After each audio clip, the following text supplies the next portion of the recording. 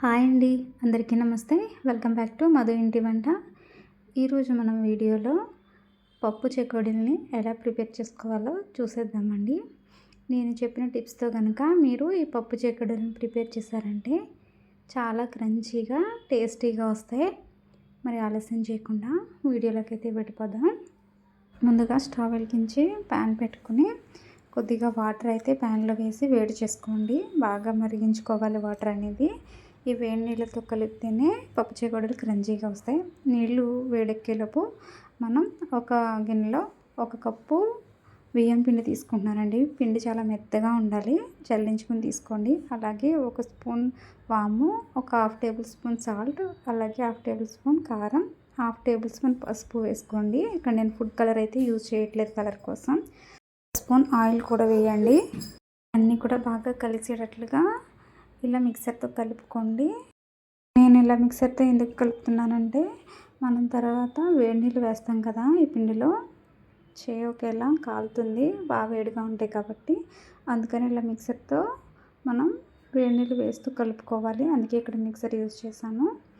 ఇప్పుడు మనం వేడి నీళ్ళు అయితే యాడ్ చేసుకుందామండి. పిండి బాగా కలిసిపోయింది కదా, ఈ విధంగా కలిసిన తర్వాత వాటర్ కొంచెం కొంచెంగా యాడ్ చేసుకుంటూ ఇలా కలుపుకుందాము.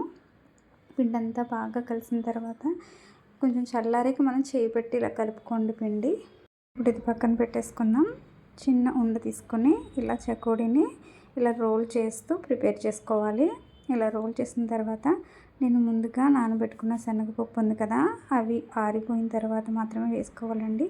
ఇలా ఆరబెట్టుకొని బట్టలో ఆ శనగపప్పు ఇంకా పెసరపప్పుపై మళ్ళీ ఒకసారి చెకోడీని ఇలా రోల్ చేసి అప్పుడు ఇలా ఫోల్డ్ చేయాలి.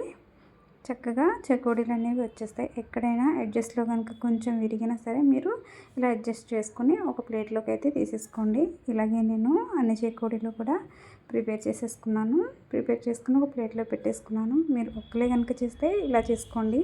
ఒకవేళ ఇద్దరు చేస్తే ఒకళ్ళు చేస్తూ ఉంటే ఇంకొకళ్ళు ఫ్రై చేస్తూ ఉంటే బాగుంటుంది. ఈ విధంగా ప్రిపేర్ చేసుకోవాలండి చెకోడీలు. నేను కొన్ని చిన్న సైజులో కొన్ని పెద్ద సైజులో కూడా చేసి పెట్టుకున్నాను. మా పిల్లలకి చిన్న సైజు అంటే ఇష్టం కాబట్టి నేను చిన్న సైజులో కూడా చేశాను కొన్ని. ఇప్పుడు మనం స్టవ్ వెలిగించుకుని ప్యాన్లో ఆయిల్ వేయండి. ఆయిల్ బాగా హీట్ అయిన తర్వాత చెకోడీలన్నీ కూడా ఇలా వేసేసుకోండి. వీటిని కొంచెం ఫ్రై అయ్యాక ఒకసారి తిప్పుకొని మళ్ళీ కొంచెం ఫ్రై అయిన తర్వాత మనం చెకోడీలన్నీ కూడా ఒక ప్లేట్లో తీసేసుకుందాం. ఇవి చల్లారనివ్వండి. ఒక 1/2 అవర్ చల్లారిన తర్వాత మళ్ళీ మనం డబుల్ ఫ్రై చేయాలి. ఇలా చేయడం వల్ల చెకోడీలు అనేవి క్రంచీగా ఉంటాయి. ఇన్ కేస్ మీరు ఫస్ట్ టైం ప్రిపేర్ చేసినప్పుడు కొంచెం మెత్తగా వచ్చినా సరే ఇలా డబుల్ ఫ్రై చేస్తే చాలా పర్ఫెక్ట్గా వస్తాయి. టేస్ట్ కూడా బాగుంటుందండి. నేను ఇలా డబుల్ ఫ్రై చేసి ఒక సర్వింగ్ బౌల్లోకి అయితే తీసేసుకున్నాను. ఎంతో టేస్టీగా ఉండే చెకోడీలు అయితే ప్రిపేర్ అయిపోయినాయండి. ఒక చెకోడీని తీసుకుని నేను ఇలా విరిచి చూసాను. చూసారా ఎంత క్రంచీగా కరకరలాడుతూ ఈ చెకోడీలు అనేవి ఉన్నాయో. ఇలా విరిగి తీస్తుంటే చాలా క్రంచీగా సౌండ్ కూడా వస్తుంది. ఈ విధంగా చెకోడీలు ప్రిపేర్ చేసుకుంటే పర్ఫెక్ట్గా వస్తాయండి.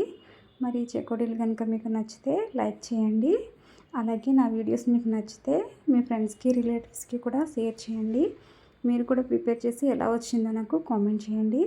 నా ఛానల్ని సబ్స్క్రైబ్ చేసుకోండి. మరిన్ని రెసిపీస్ కోసం చూస్తూనే ఉండండి మధు ఇంటి వంట.